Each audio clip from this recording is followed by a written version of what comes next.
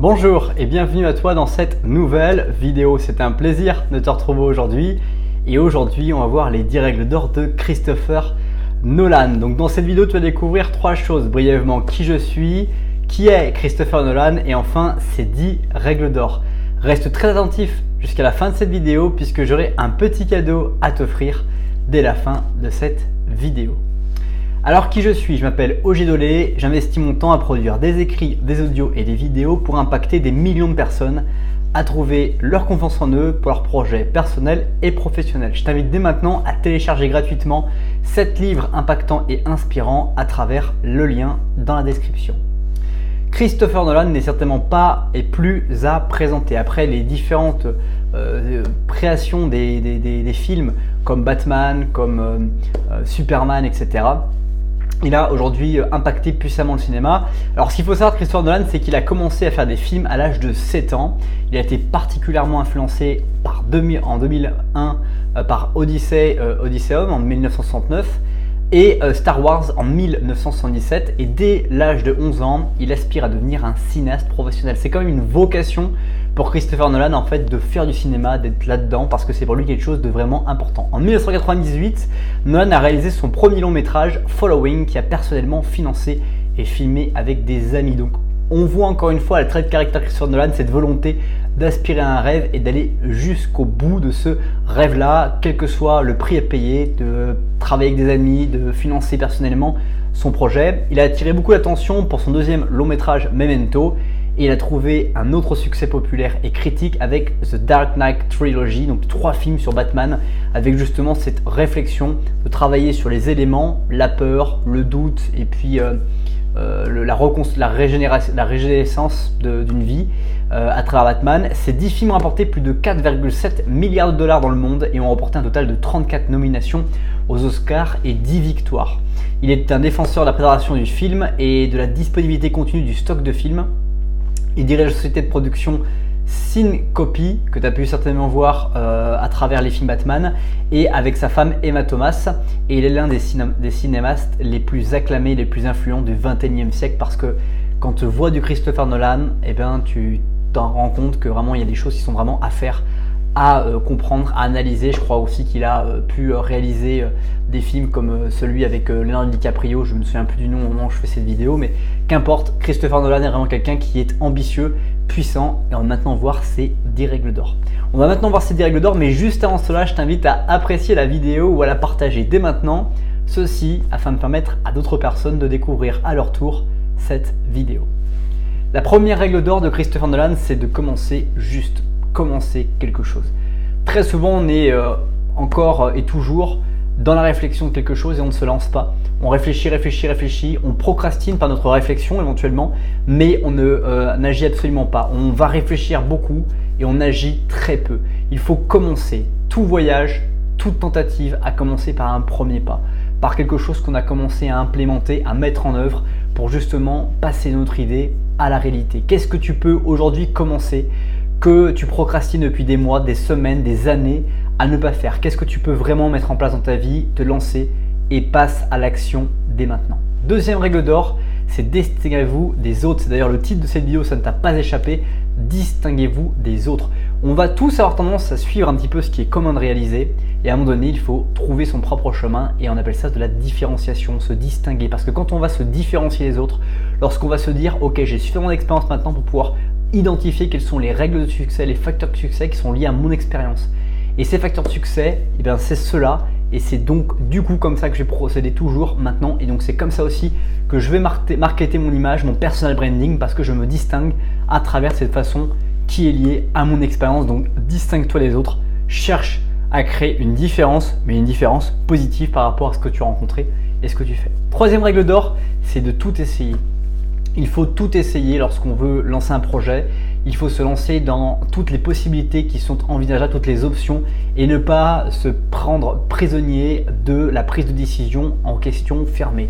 Est-ce que ça marche ou ça ne marche pas? C'est une question qui ne fonctionne pas.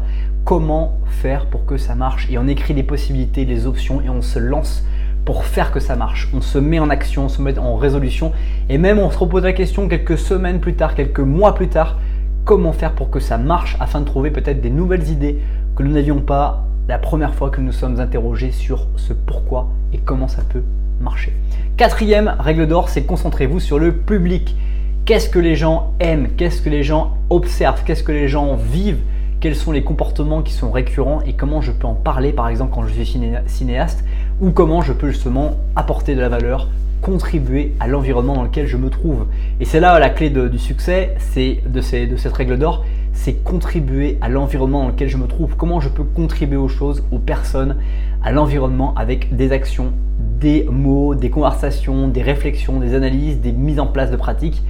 Toutes ces réflexions vont permettre encore une fois de me concentrer sur le public et donc de contribuer à nouveau par la concentration et par l'observation à trouver des actions qui peuvent impacter et apporter de l'amélioration. Cinquième règle d'or, c'est obtenir de l'expérience. Pour progresser, il faut expérimenter, il faut louper des choses, réussir des choses et en faire une quintessence pour se rendre compte de la véritable valeur ajoutée que l'on peut apporter quelque part.